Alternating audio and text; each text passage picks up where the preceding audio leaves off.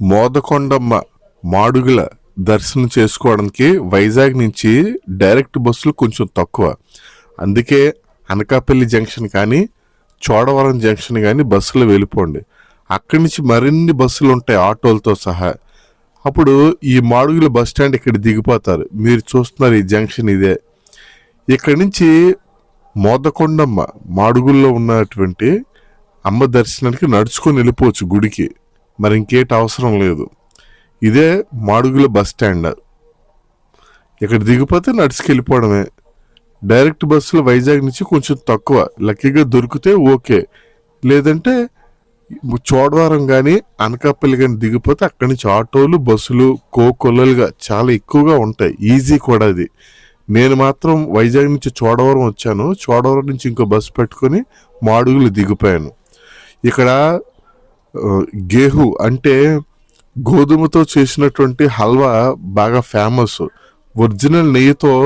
ఇది ఇక్కడే ఒరిజినల్గా దొరుకుతుంది. ఇక్కడి నుంచి తెచ్చామని చెప్పి చాలామంది స్వీట్ షాప్స్లోని మిగిలిన సెంటర్స్లో అమ్మేస్తారు, కానీ ఆ టేస్ట్ ఈ టేస్ట్ వేరు ఉంటుంది. నడుచుకెళ్ళిపోండి, ఏం అవసరం లేదు. పచ్చని చెట్ల మధ్య మంచి నది ఒడ్డున మెయిన్ గుడి ఉంటుంది. ఇక్కడ దిగిపోయి అమ్మవారి దర్శనం చేసుకోవడమే.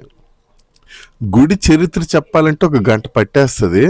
అందుకే సింపుల్గా 2 నిమిషాల వీడియో కనుక ముగిస్తున్నాను. పార్వతీదేవి మరొక రూపమే ఈ మోదకొండమ్మ అని చెప్తారు.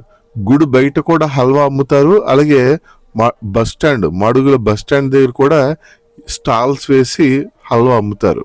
అయితే మనం వచ్చింది దర్శనం కోసం కనుక ముందు అమ్మవారి దర్శనం చేసుకోవడానికి ప్రయత్నం చేద్దాం. ఇక్కడ ఫోటోలు వీడియోలు తీయటం అనుమతించట్లేదు అని చెప్పారు. అయినా నేను కొంతవరకు ట్రై చేశాను. అమ్మని జూమ్ చేసి చూపిస్తాను. అలాగే మోదకొండమ్మ ఒరిజినల్ పిక్చర్ని గూగుల్లో పికప్ చేసి మీకు అది కూడా డిస్ప్లే చేస్తున్నాను. 2 ఒకసారి చూడండి. ఎంతో అదృష్టం ఉంటేనే కానీ మీకు ఖాళీగా దర్శనం జరగదు. ఇదిగో అమ్మవారిని చూడండి, జూమ్ చేశాను. అదిగో మోదకొండమ్మ. నమస్కారం చేసుకోండి. ఇదిగో ఇది ఒరిజినల్ ఇమేజ్. ఇదే నేను మీకు వీడియోలో కూడా చూపించాను. ఈ మోదకొండమ్మని దర్శించుకుంటే కష్టాలు తొలగిపోతాయని లోకల్స్ చెప్తారు. జాతరలు అవి జరుగుతాయి. అటువంటి టైంలో కనీసం కాళ్ళు కూడా మనం పెట్టలేం. మామూలు రోజులు వెళ్తే అమ్మవారి పాదాల దర్శనం చాలా సునాయాసనంగా ప్రశాంతంగా జరుగుతాయి. దర్శనం అయిపోయిన తర్వాత కాసేపు గుడి ఆవరణలో గడిపి బస్ స్టాండ్కి వస్తే ఇదిగో ఇవన్నీ చిన్న నుంచి పెద్దవి అన్ని హల్వా మిఠాయి స్టాల్స్. మీకు ఎక్కడ కావాలంటే అక్కడ హల్వా కేజీ లెక్కన కొనుక్కొని ఇంటికి తీసుకెళ్ళండి. అలాగే మీకు నచ్చింది చూడండి, ఎలా చూస్తున్నాడు, కొంటాడా లేదా వీడియో తీస్తున్నాడు అన్నట్టు చూస్తున్నాడు.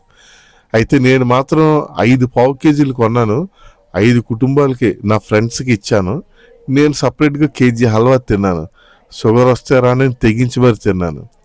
సో ఈ 2 నిమిషాల వీడియో నచ్చితే వెంటనే లైక్ చేసి సబ్స్క్రైబ్ చేయండి.